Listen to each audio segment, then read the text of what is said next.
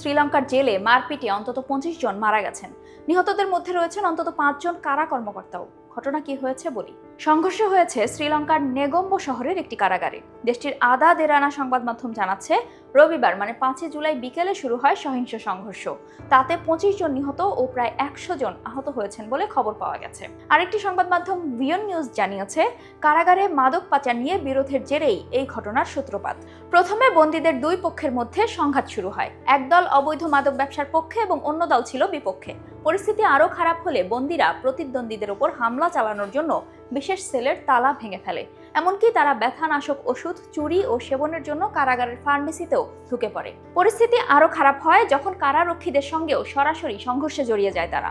পরিস্থিতি নিয়ন্ত্রণে আনতে মোতায়েন করা হয় স্পেশাল টাস্ক ফোর্স এবং দাঙ্গা নিয়ন্ত্রণ ইউনিট। সংঘর্ষ নিয়ন্ত্রণে গুলি চালায় পুলিশ। বেসামাল পরিস্থিতি নিয়ন্ত্রণে আনতে সেনা মোতায়েনও করেছে সরকার। আর আহতদের চিকিৎসা দেওয়া হচ্ছে স্থানীয় নেগম্বো হাসপাতালে। নিরাপত্তা জোরদার করার পর পরিস্থিতি নিয়ন্ত্রণে আসে। ঘটনার কারণ খুঁজে বের করতে তদন্ত চালাচ্ছে কারা কর্তৃপক্ষ।